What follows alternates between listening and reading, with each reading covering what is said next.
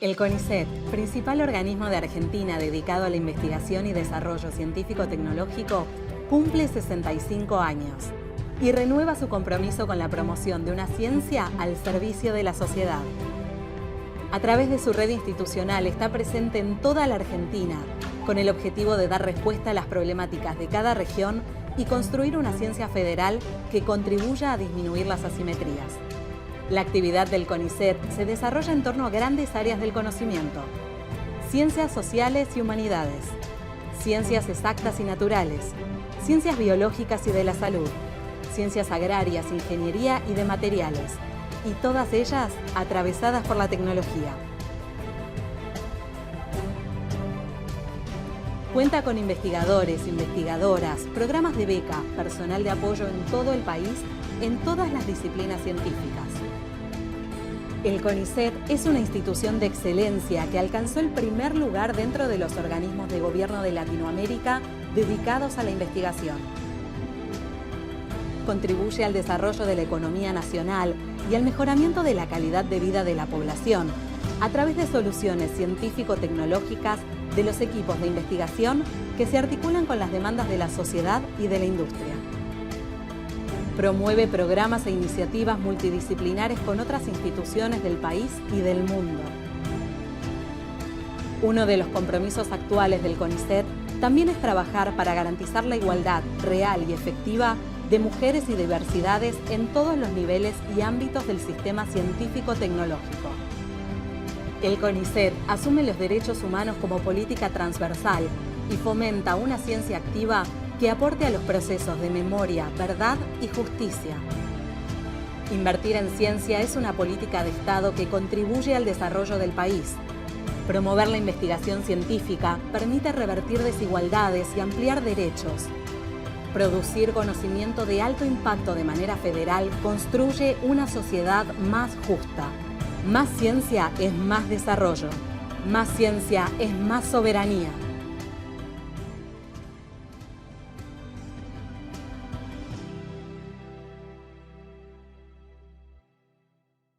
Bueno, tengo el enorme placer de presentar a nuestra disertante de hoy, mi amiga, doctora Anabela Ferral. Voy a leer porque me pongo nerviosa. Bueno, Anabela es licenciada en Química, recibida en 1998 en la Facultad de Ciencias. ¿Qué? Anabela se recibió en la década del 90 de licenciada en Química en la Facultad de Ciencias Químicas. Realizó su doctorado en el área de electroquímica, en el INFIC, en el Departamento de Físico-Química, bajo la dirección del doctor Patrito. Ahí se hizo mi hermana científica, yo me hice porque yo entré después.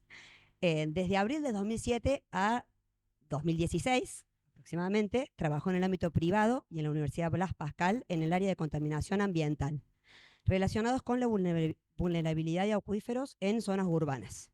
En el 2013 realiza un magíster en aplicación, lo tengo que leer porque es largo el título, en aplicaciones espaciales de respuesta y alerta temprana a emergencias en la FAMAF en colaboración con la CONE y la Agencia Espacial Italiana, bajo la dirección de la doctora Bela Solís y de la codirección del doctor Alejandro Ferri. Ahí parece que fue que se enamoró de los satélites y la información que podemos obtener de ellos, y hacia esos rumbos siguió sus pasos. Desde marzo del 2013 a agosto del 2016 se desempeñó como asesora técnica profesional de la Secretaría de Recursos Hídricos en el Ministerio de Agua, Ambiente y Servicios Públicos del Gobierno de la Provincia de Córdoba.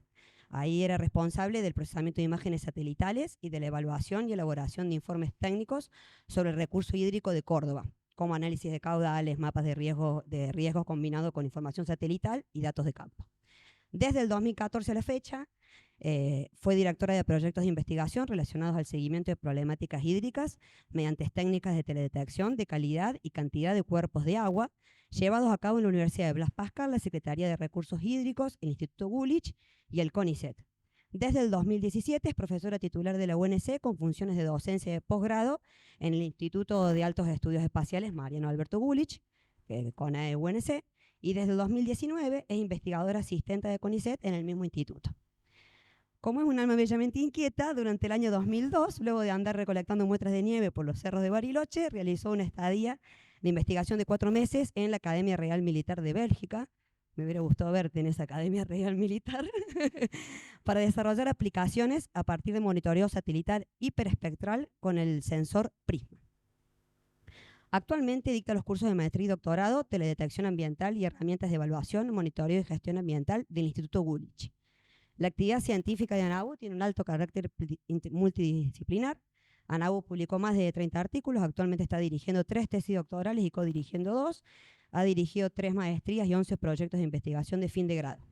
Ahora sí, ya dejo de hablar tan mal y les dejo en manos de Anabela, que nos contará sobre el monitoreo de indicadores de calidad ambiental de los recursos hídricos a partir de información satelital y mediciones de campo. Muchas gracias, Lucre, y muchas gracias a ustedes por esta invitación. Para mí es una emoción, sería la palabra, súper grande estar acá en el INFIC, que yo la considero un hogar, por más que hace muchos años que me fui, yo lo adoro, al instituto y a un montón de gente que está adentro, que están acá hoy, así que estoy re contenta con eso. Hoy les voy a contar un poquito en lo que estamos trabajando, principalmente en el grupo nuestro, que es de monitoreo de recursos hídricos, monitoreo satelital asistido con mediciones de campo. Les voy a contar un poquitito de la historia de cuándo comienza el censado remoto, ¿sí? Algunos conceptos pero muy básicos, ¿sí? De la teledetección para el que nunca abrió en su vida una imagen satelital, aunque ahora es mucho más común. Todavía los químicos no están tan involucrados con esta tecnología.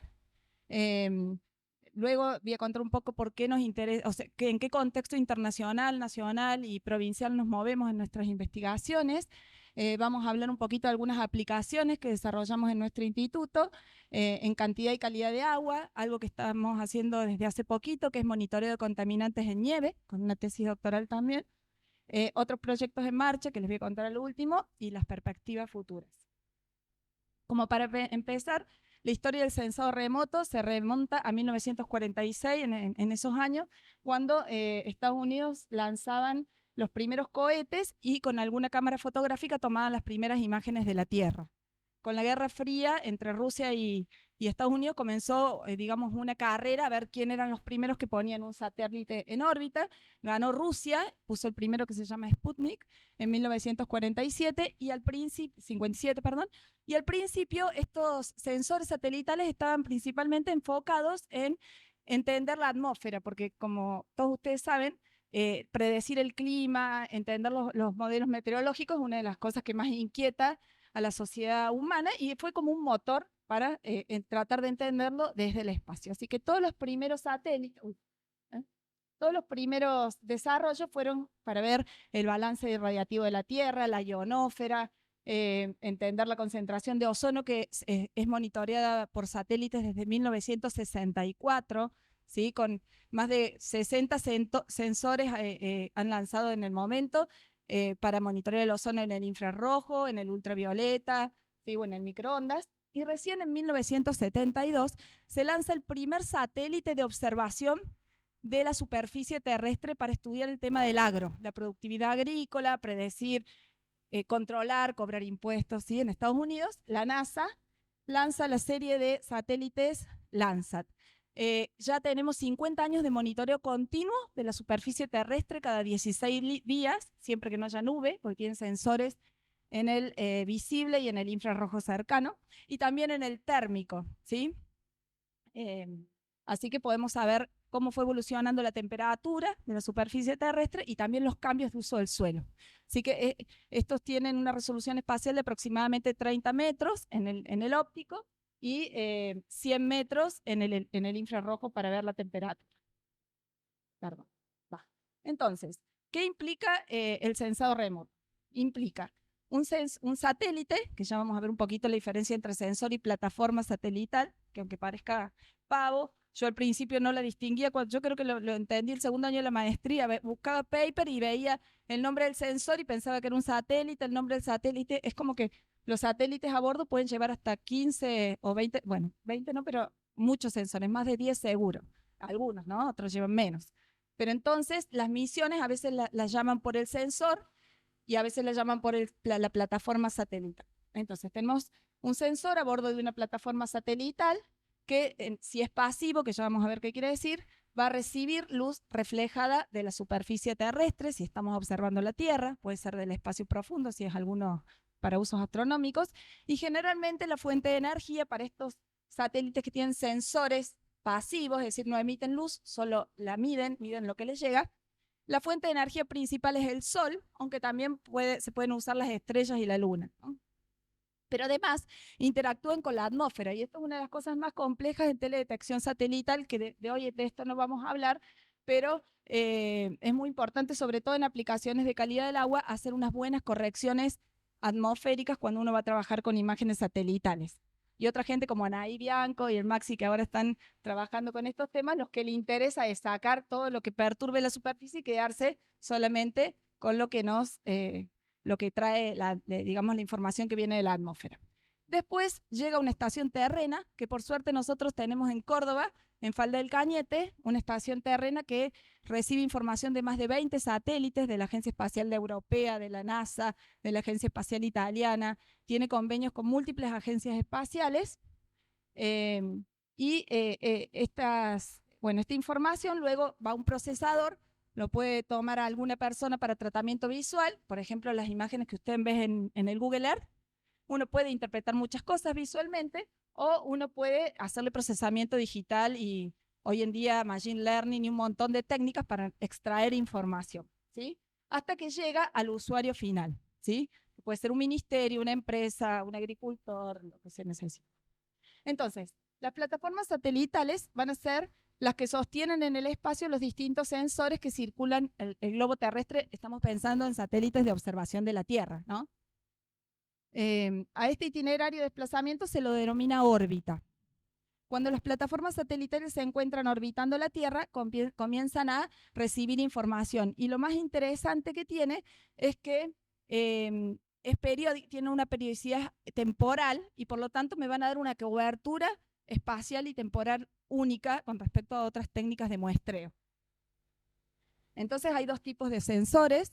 Están los sensores pasivos, que como les decía, tenemos la luz del sol como fuente de iluminación, la luna o las estrellas también puede ser, y bueno, un radiómetro, ¿sí? O distintos instrumentos que podemos tener a bordo del sensor para medir esa energía a diferentes longitudes de onda. Según la aplicación va a ser el diseño del sensor, ¿sí? Cada vez estamos evolucionando más en la tecnología y ahora somos capaces de tener sensores en órbitas con una resolución espectral que ya vamos a ver lo que es mucho más alta que hace unos años. Por otro lado están los sensores activos. Por ejemplo, SAOCOM, ¿no? Un satélite argentino que lanzaron en 2018 y el segundo en 2020 en cooperación con la Agencia Espacial Italiana. Estos sensores activos son excelentes para hacer estudios porque uno conoce la frecuencia de iluminación y por lo tanto va a ser más fácil interpretar la respuesta con esa frecuencia conocida. Es más fácil descartar ruidos. Pero además, estos sensores trabajan en el microondas. Entonces las nubes son transparentes a distintas bandas, ¿no? Hay una banda C, banda L, banda X. Esas bandas tienen que ver con la longitud de onda. Y los sensores de SAR, de radar, van a interactuar con dos cosas principalmente en la superficie. Una es la rugosidad de la superficie, la estructura, ¿sí? Es como lo que se mide es el coeficiente de retrodispersión. Y otra es la constante dieléctrica, ¿sí? Porque es una onda electromagnética. Y el agua, que es líquida, que es como un dipolito y puede interactuar con esa longitud de onda de estos radares, va a dar también mucha información. Entonces, la Argentina, el satélite de SAOCOM argentino es de banda L, de 20 centímetros aproximadamente de longitud de onda, atraviesa las hojas de los árboles, son transparentes, pues son mucho más chicas que la longitud de onda, las ramas, a veces hasta los troncos, y trata de medir la constante dieléctrica del suelo que lo va a transformar en contenido de humedad. ¿Tá? Entonces, esto sobre todo era para estudiar la humedad de la pampa húmeda en el caso argentino. Y cuando hay inundaciones, las nubes al ser transparentes también se pueden hacer mapas de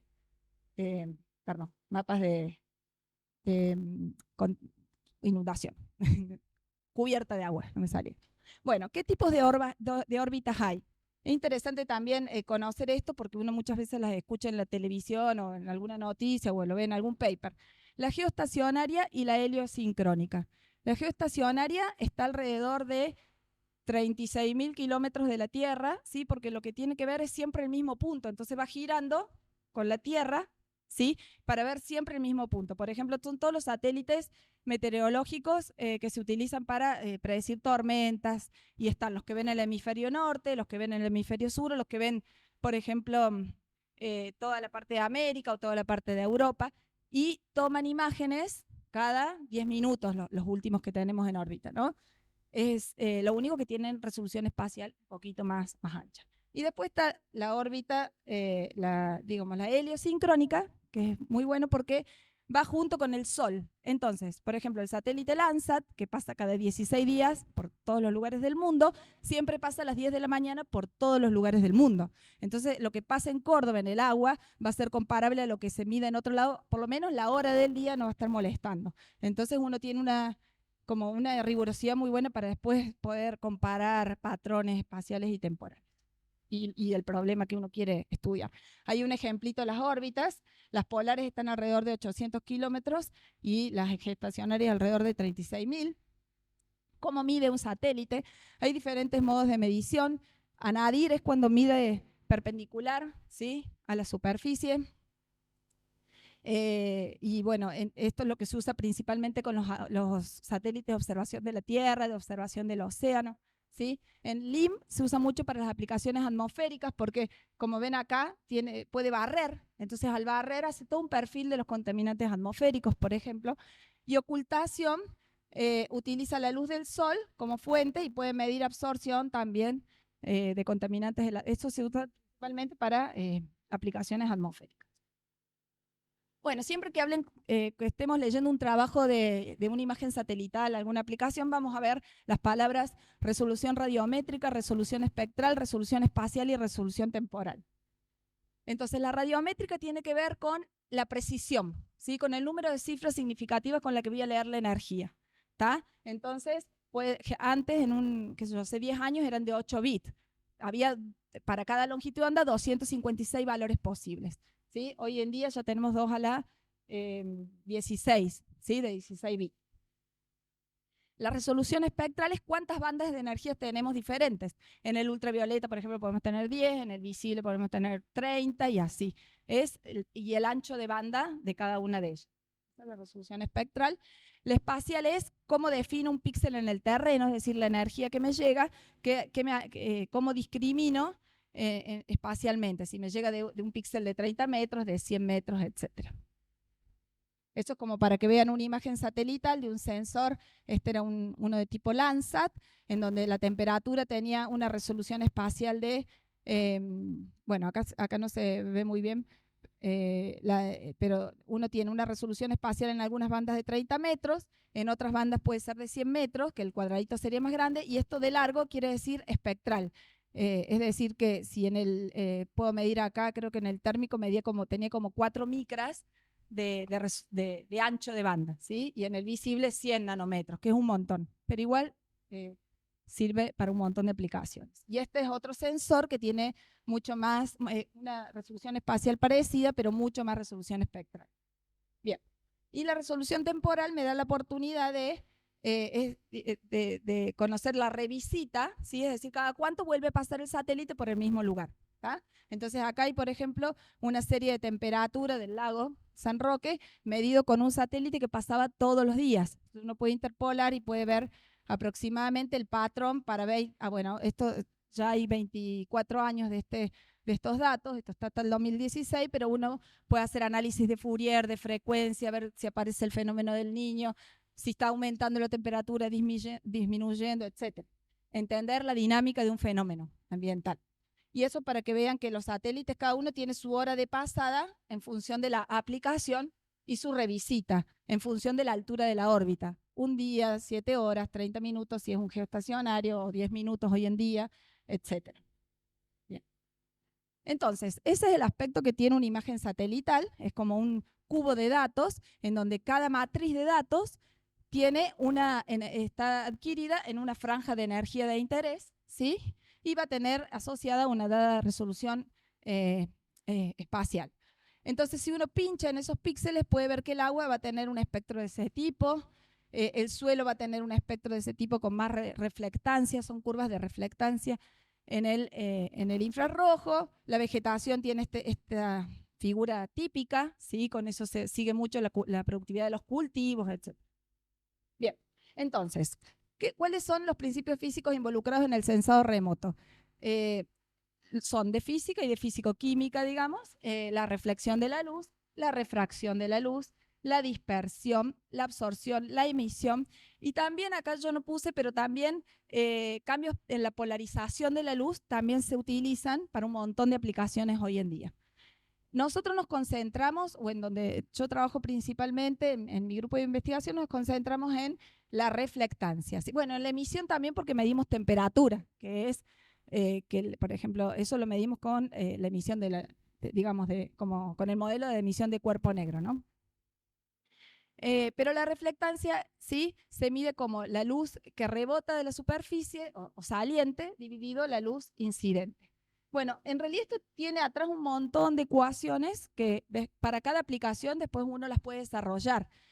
Yo hice la maestría del 2009 hasta el 2011, a ver, 12, porque quedé embarazada, así que me corrieron la beca en un momento. Tuve mi segundo hijo, el primero en el doctorado, oportunamente, hermoso, tiene 19 años, y el segundo en la maestría tiene 13.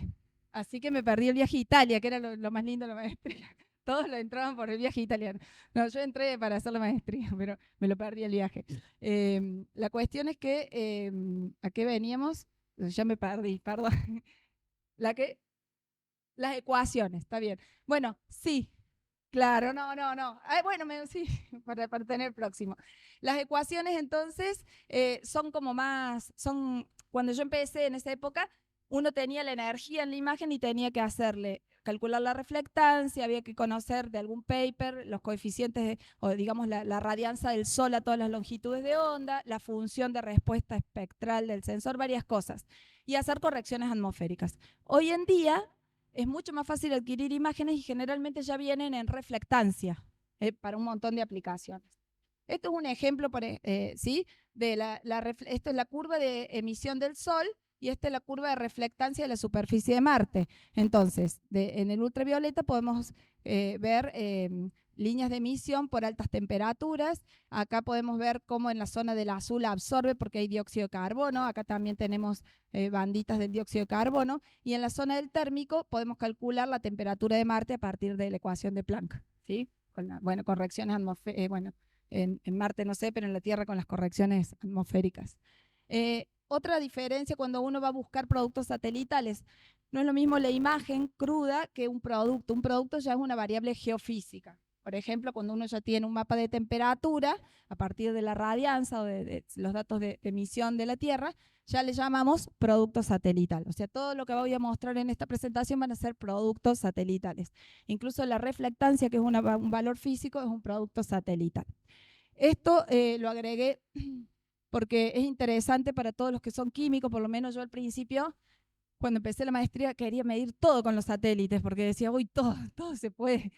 Tienen sensores de todo tipo. Entonces, para encontrar qué satélite era adecuado, qué sensores tiene, uno va a el database de SEOS, que es como un consorcio internacional de agencias espaciales, y ahí puede encontrar todos, ¿sí?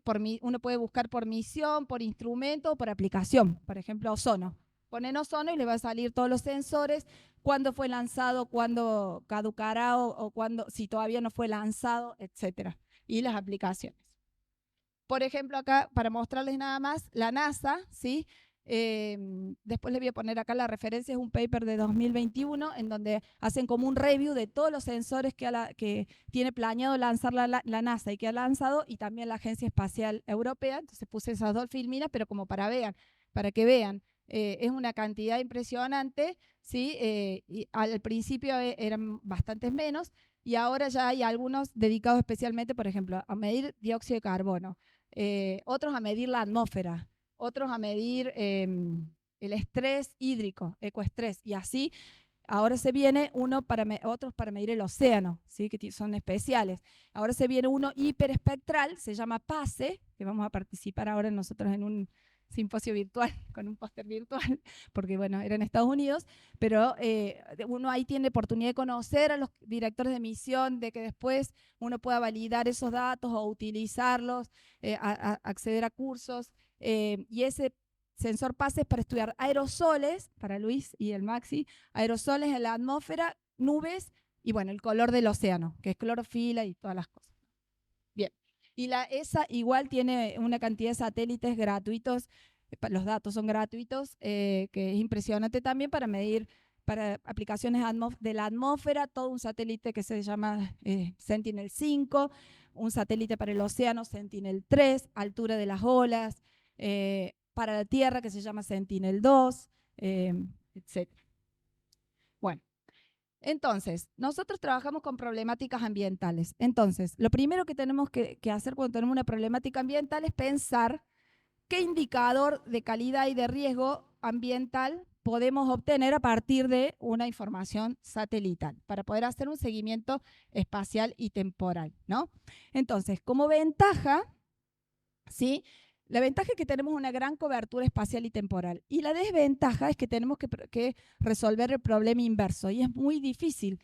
Ese problema desde la física, ¿sí? Es un problema de transferencia, es una ecuación de transferencia radiativa y por lo tanto tiene adentro términos de scattering, términos de absorción, términos de reflexión, un montón por la atmósfera, no me sale ahora la palabra, refracción, ¿sí? Entonces, aplicar desde primeros principios la resolución de estos problemas se hace prácticamente imposible, aunque hay grupos que lo están haciendo. Nosotros ahora en el Gulich estamos trabajando con un físico que le encanta, entonces él está resolviendo esos problemas desde los modelos de transferencia radiativa con nosotros en la parte de calidad del agua, pero son complejos. Entonces, muchas veces las problemáticas ambientales se abordan con monitoreo de campo, ¿sí? Uno mide una variable física, química, biológica, también sociales, pero son muestreos puntuales y tienen mucho costo. Otra gente, muchísima, solo mide con un satélite desde el escritorio, pero siempre tenemos el problema de la validación, ¿no? Cuando estamos acá. Y además, cuando estamos midiéndolos desde un satélite, tenemos que tener en cuenta qué requerimientos vamos a pedirle al satélite para entender ese problema, ¿no? ¿Qué región espectral? Si yo estoy midiendo clorofila, voy a elegir una región espectral que me la detecte, que tenga la resolución espacial que necesito para mi lago, la resolución temporal para estudiar mi fenómeno, que es explosiones algales, por ejemplo, la precisión radiométrica para tener buena confianza en el resultado, etc. Perdón. Y nosotros lo que hacemos es analizar, juntar información de campo, juntar información satelital y utilizar modelado semiempírico, ¿sí? Para calibrar, digamos, modelos o desarrollar modelos semiempíricos, los validamos, usamos estadística multivariada, estadística espacial, construcción de series temporales para hacer análisis y ahora estamos metiéndonos con el tema de redes neuronales, que es lo que más se está usando no solo en satélites, hasta los químicos vi que lo usan para descifrar espectros también. Está como muy de moda. Bien, ¿y cuál es nuestro contexto de trabajo, ¿no? Tenemos un plan espacial nacional, ¿sí? Con 3 ejes, social, productivo y ambiental, y nosotros que estamos abocados a la calidad del agua, estamos principalmente en este eje. Y en el contexto internacional, tenemos la Agenda 2030 de los Objetivos de Desarrollo Sostenible y estamos trabajando con el SEI, que es agua limpia y saneamiento, que impacta en la salud, y tenemos mucha cooperación con instituciones nacionales e internacionales, o sea que estamos como tocando esos 3 objetivos, nuestro grupo de investigación. Después hay otros que están con otros objetivos. Y dentro de los objetivos de desarrollo sostenible hay metas concretas. Uno es que los países deben informar la proporción de masas de agua de buena calidad. Entonces los satélites vienen bárbaros para cumplir con esos mapas, para dárselos a la nación y que la nación los mande a la ONU, y si hay que tomar medidas de remediación se puedan tomar. Nivel de estrés hídrico, extracción de agua dulce en proporción de recursos de agua dulce disponibles, o sea, cómo va cambiando los embalses, y cambio de extensión de ecosistemas en el tiempo, por ejemplo, humedales. Yo les voy a dar algunos ejemplos de estos indicadores. Bueno, el Instituto Gulich, que es donde yo estoy trabajando, trabaja mucho con instituciones nacionales de salud, de medio ambiente, de todo. Entonces, en general, las tesis de maestría y algunas de doctorado, menos las de doctorado, están enmarcadas en resolver alguna problemática. Entonces, mi tesis de maestría era contarle a la provincia si un sistema de aireación artificial que instalaron en el embalse San Roque daba resultados positivos disminuyendo la proliferación de algas, que parecía bastante simple, que después no fue tan simple, pero ese era, digamos, el desafío. Luego vino otra chica a trabajar y como continuamos con esta cooperación con recursos hídricos, ella siguió tratando de generar modelos para decir cuándo había bloom en el embalse a partir de información satelital. Y actualmente está haciendo el doctorado tratando de predecir cómo hacer pronósticos de floraciones algales, que eso es bastante difícil. Está con eso y ahora está empezando con redes neuronales para ver si es más factible. Bueno, como les decía, trabajamos en el marco de estos indicadores, entonces les voy a contar algunas aplicaciones rápidamente del monitoreo de Mar Chiquita, ¿sí? El sitio Ramsar. Eso cuando trabajaba en recursos hídricos de la provincia, lo solicitó el defensor del pueblo. Entonces nosotros hicimos un estudio de la extensión de cuerpos de aguas en Mar Chiquita. Otro es el monitoreo del proceso de eutrofización y ocurrencia de explosiones algales, que trabajamos desde el 2009 en adelante. Que siempre hay cosas para saber y ya les voy a contar lo nuevo que queremos hacer con esto. Y lo último que les voy a contar es el estudio que estamos comenzando con contaminantes en la nieve para ver si con el satélite podemos hacer un algoritmo que todavía no hay ninguno para detectar estos contaminantes. Bueno, esto al final lo empecé en la provincia de Córdoba, después como entré, me presenté con ISET, entré en el 2019, gracias a que sacaron el límite de edad. Yo me presenté en el 2017 y ni sabía lo del límite de edad, o sea, me presenté y después me avisaron que entré y me hicieron efectiva en el 19, así que aproveché y publiqué lo que había hecho en la provincia, porque digo, acá me van a empezar a pedir. Así que bueno, esto era extensión de cuerpos de agua, cómo variaban en el tiempo. En ese momento todavía habían hecho un índice de agua y empecé a usar el sensor Landsat 8, el satélite Landsat 8 que lo habían lanzado en 2013, yo este trabajo lo hice en el 2014. Entonces adapté, digamos, para ese sensor el índice. Esto es interesante ver cómo se ve en una zona de mucha agua, cerca de Mar Chiquita, una imagen satelital. Si lo vieran con el Google Earth, el agua se ve media marrón, los ríos no se ven, es muy difícil hacer una clasificación visual. Y acá se ve, el rojo es infrarrojo y el verde es el color verde al 500. Esta sería una longitud de onda de 1,5 y esta de 500 nanómetros. Esto de 1500 nanómetros. Entonces, lo novedoso de este trabajo fue aplicarle, tratar de sacar píxeles mixtos. Es decir, si yo tengo un píxel de 30 por 30 metros lleno de agua, es como más fácil usar el índice. ¿Sí? Acá, usando los umbrales, uno lo saca usando estos índices, que es la verde menos la infrarroja dividido la suma, se resaltan los cuerpos de agua. Pero la parte de píxeles mixtos no salen. Entonces, bueno, fue ajustar una metodología para tratar de sacar píxeles mixtos porque está lleno de ríos, los bañados de 10 metros de ancho, que se aparecían como tierra. Bueno, y después podemos ver cómo evolucionó la laguna, hicimos alguna relación entre el nivel del agua y el área, etcétera, ¿no? Bueno, y sacamos, acá no lo puse, una ecuación para calcular píxeles mixtos a partir de umbrales diferentes, ¿no? Con estadística. A ver, esto lo voy a pasar medio rápido. La segunda problemática es la eutrofización, ¿sí?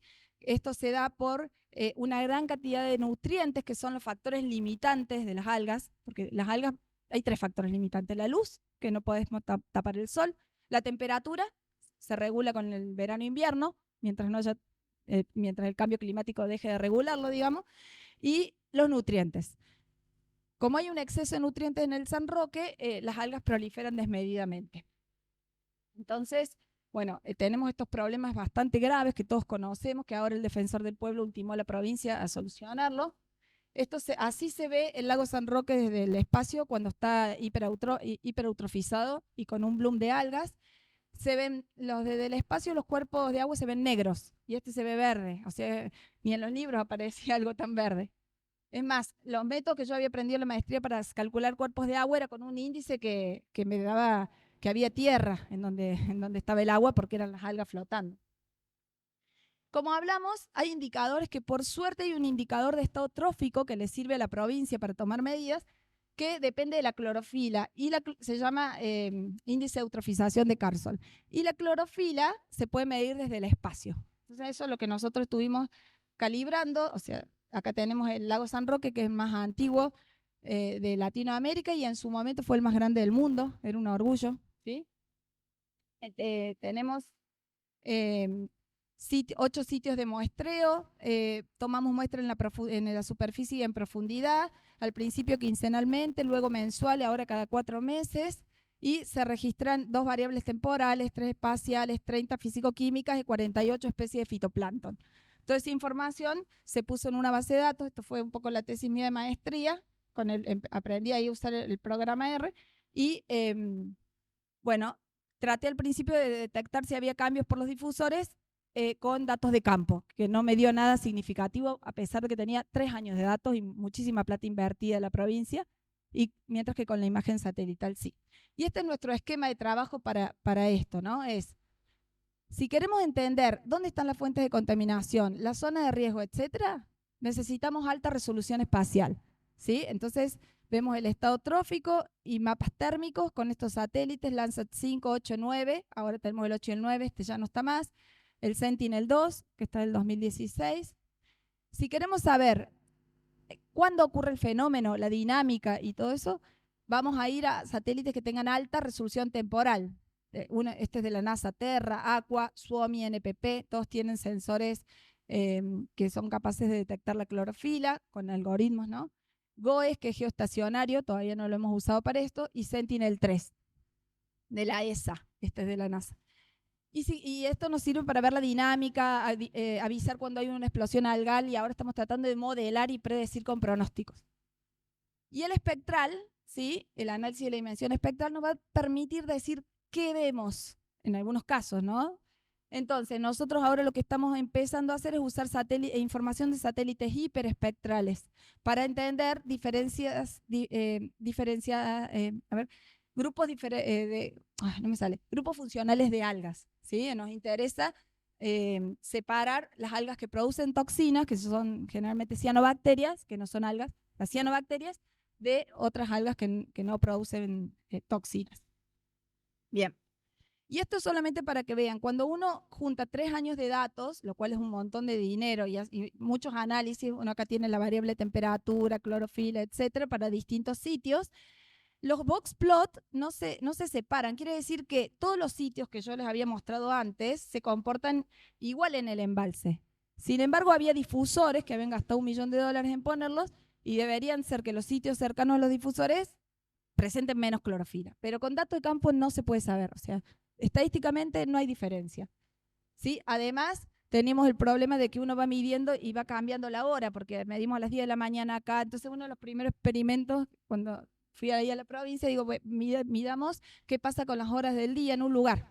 Y acá se ve que la clorofila va de 200 a 280 y a las 3 de la tarde 120.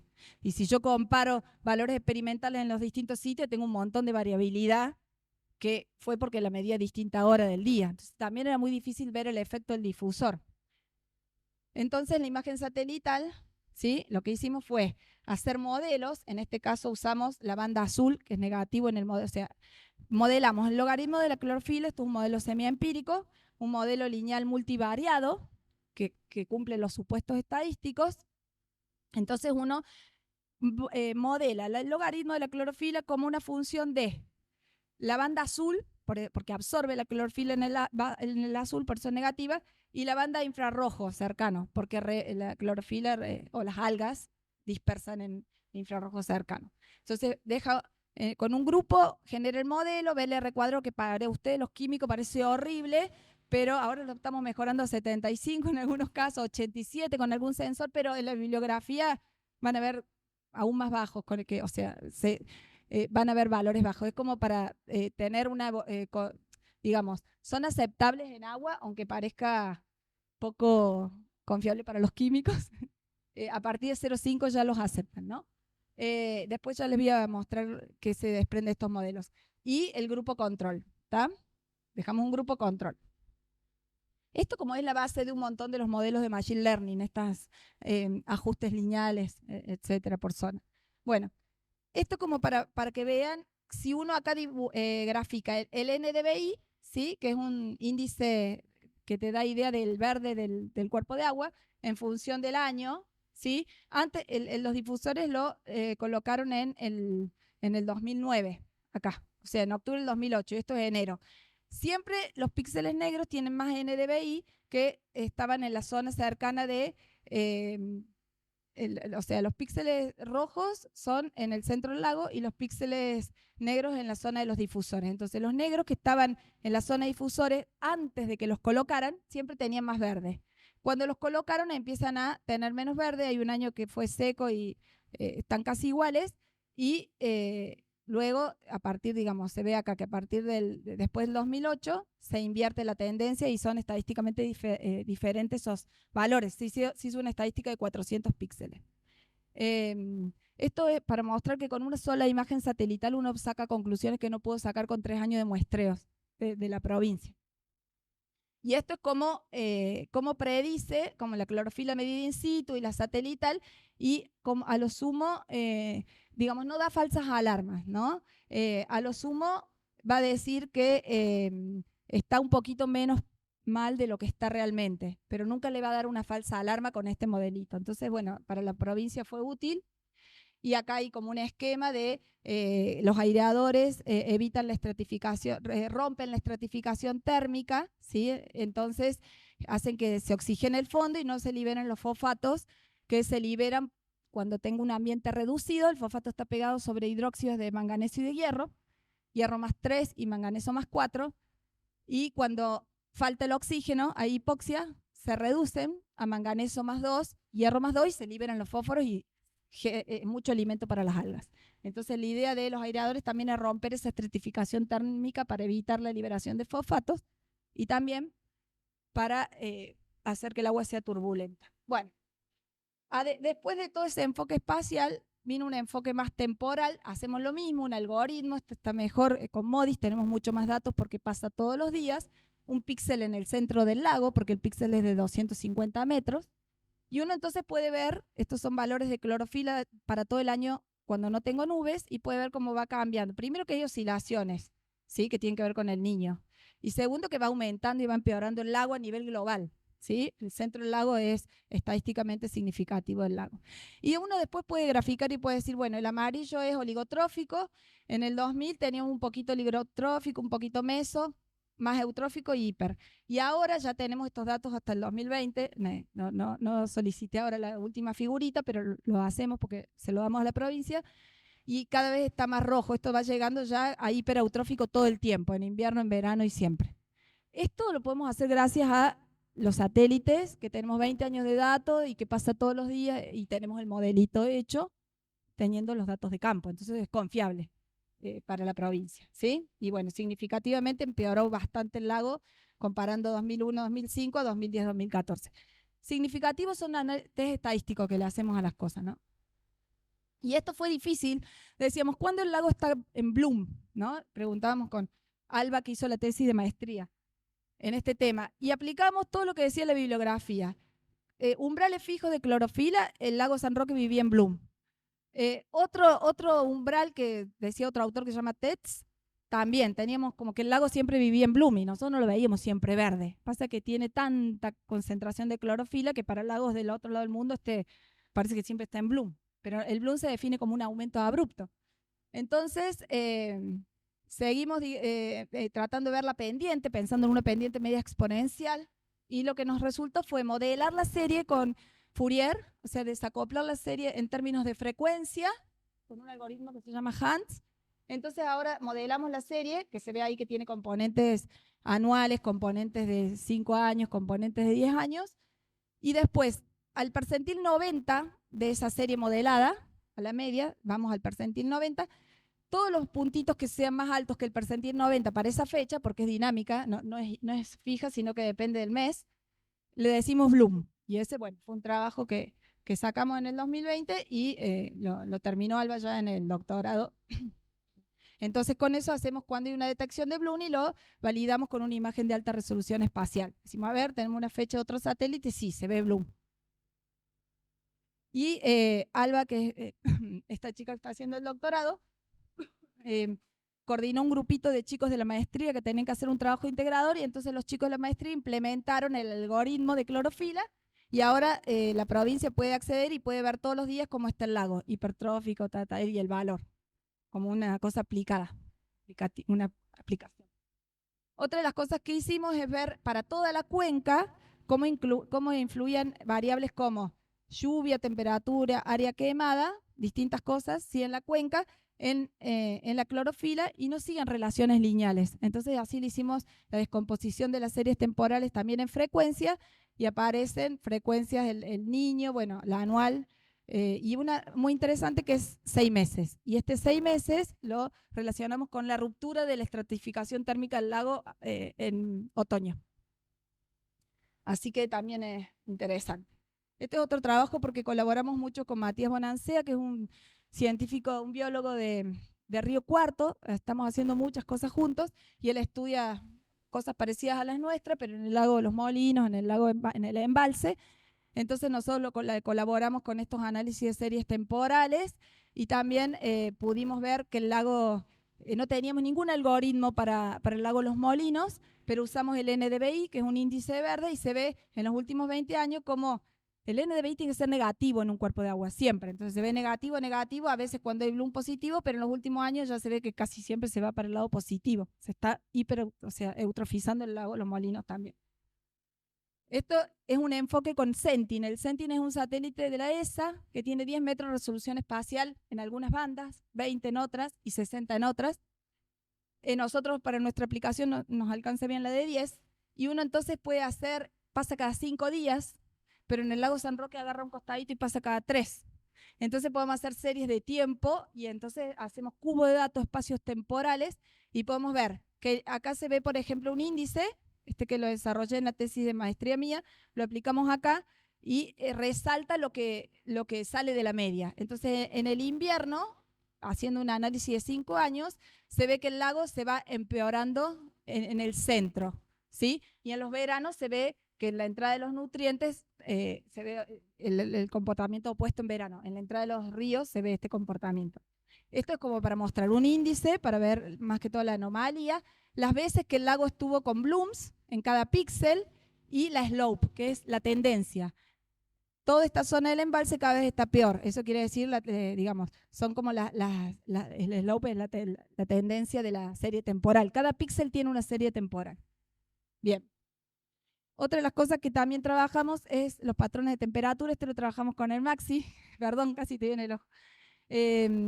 Y entonces fue muy interesante ver cómo el patrón de temperatura sigue mucho el patrón de clorofila y esto no está descrito bien en la bibliografía, es un trabajo pendiente que hay que terminarlo. Al principio yo pensaba que era, y bueno, también charlando con Maxi, que podía ser una cuestión de la emisividad del agua que cambie, porque cuando uno calcula temperatura tiene en cuenta la emisividad. Hicimos algún modelado de la emisividad con un en R, implementamos en el modelito, cambiar la emisividad, y si uno le ajusta la emisividad por lo que podría ser una superficie con algas, la temperatura debería ser más diferente todavía, más alta. Entonces no es la explicación. Sí que la explicación es que las algas disipan más calor y se está calentando el agua hasta 3 grados más cuando hay muchas algas. Bien. Y lo último de esta parte del lago, les voy a contar medio rapidito, es que estamos también con la gente de CEPROCOR haciendo, ellos hacen los cultivos de algas en el laboratorio, y él es Francisco, el chico que está con el tema de las teorías de transferencia radiativa. Estamos trabajando en caracterizar las algas en el laboratorio, ¿sí? También modelándolas con estos software de transferencia radiativa y para después usar imágenes hiperespectrales, ¿sí? Lo primero que hicimos que acá con Maximiliano Burgos en Ciencias Químicas, medimos distintas diluciones de algas, la suspensión, da bastante feo en la curva porque es una suspensión, pero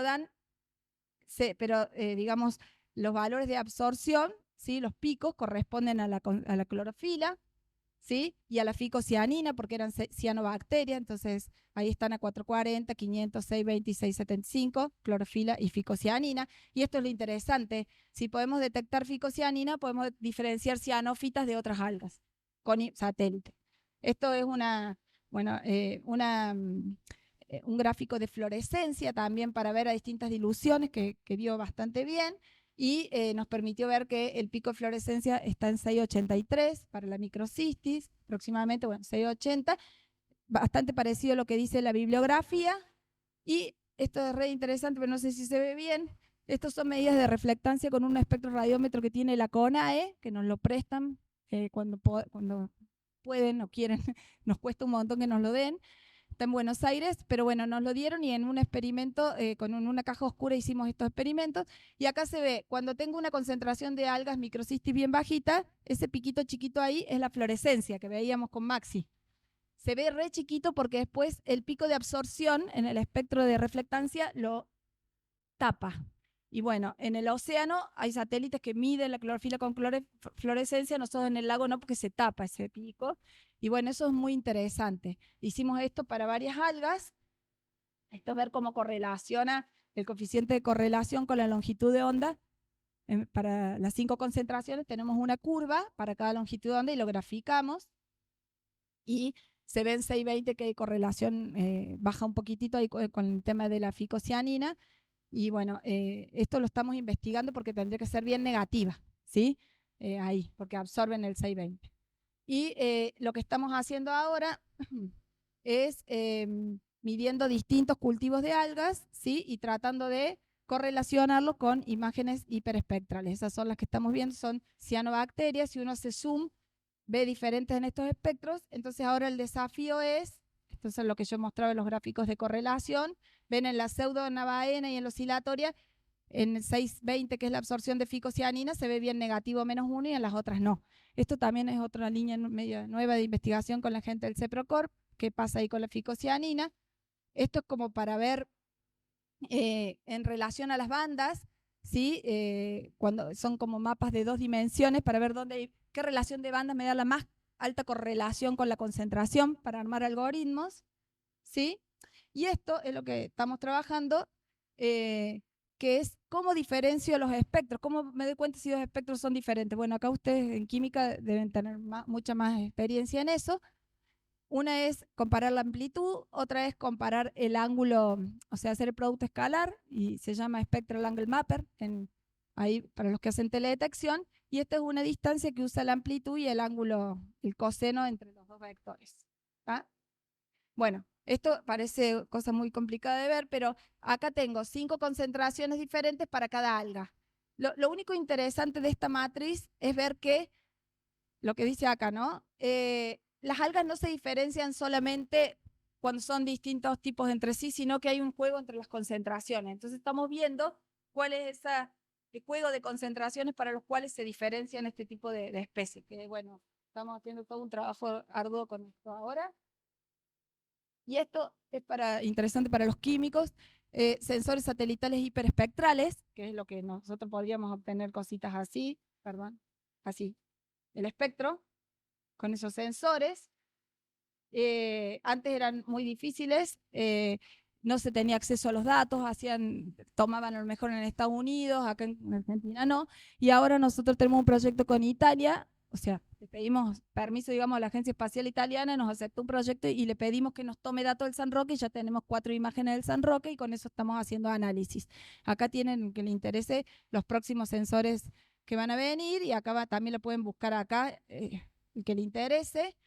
Estos son la comparación entre el Prisma y EDMAP, ¿sí? Que son 2 sensores de Alemania, de Italia, falta el PASE, que es de Estados Unidos, con otros tipos de sensores, cuáles son las cosas, digamos, las virtudes espectrales.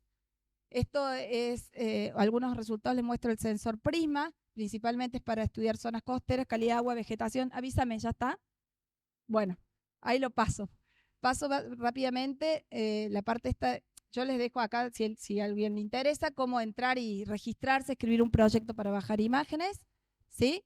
Estas son las características del sensor. Hay que acomodar las imágenes porque no están bien georreferenciadas.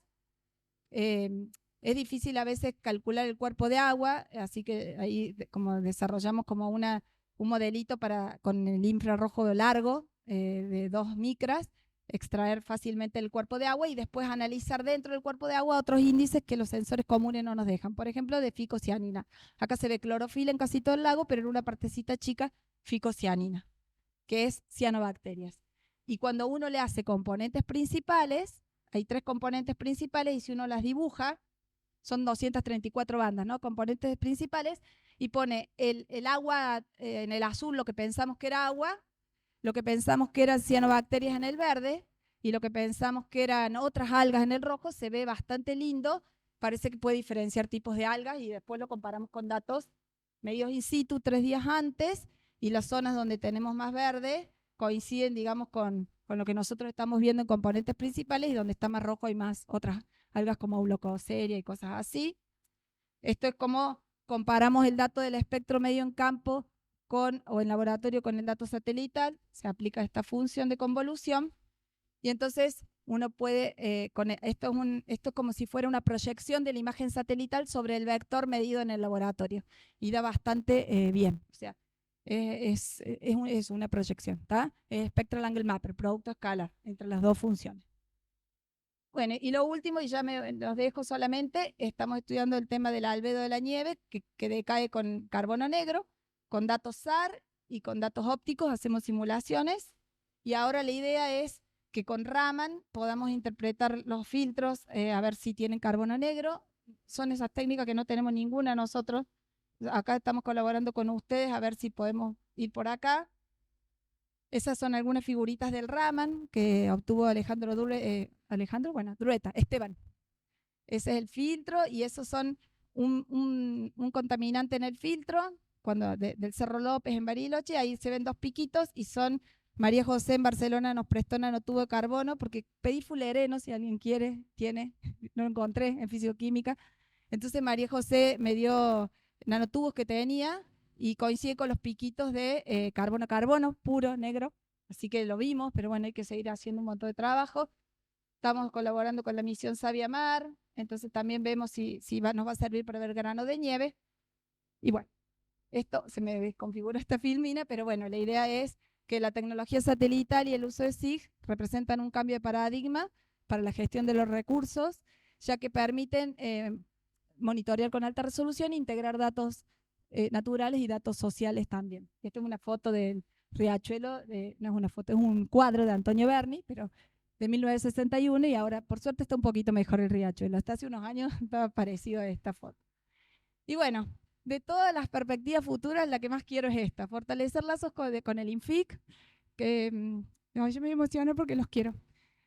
Que admiro, o sea, los quiero de corazón, los admiro por la calidad de sus investigaciones. Aprendí a ser científica y tengo grandes amigos. Bueno, acá no encuentro fotos de mi época porque eran las en papel. Entre mudanza no encuentro fotos, pero están del selfie que lo organizamos acá con Carla, con el Maxi, con Laura Valenti en el 2019 y se llamaba De la nanociencia a la teledetección. Es un sueño poder cumplir eso, en algún momento acercarme más a lo físico-químico. Bueno, estos son, digamos, nuestros enfoques y este es el grupo de trabajo. Marcelo es mi director de CONICET, de físico, y ellas son mis tesistas y becarias de Marcelo un montón. Y con él colaboramos mucho y bueno, él está en Chaco, lo hace a distancia del doctorado y él está haciendo su licenciatura en la UBA de física. Está terminando y trabaja en CONAE. Es un muy genio. El que le interese transferencia radiativa es él. Así que bueno, eso sería todo. Perdón. Oh, perdón. Pensé que tenía otro de gracias. Era ahí. Gracias.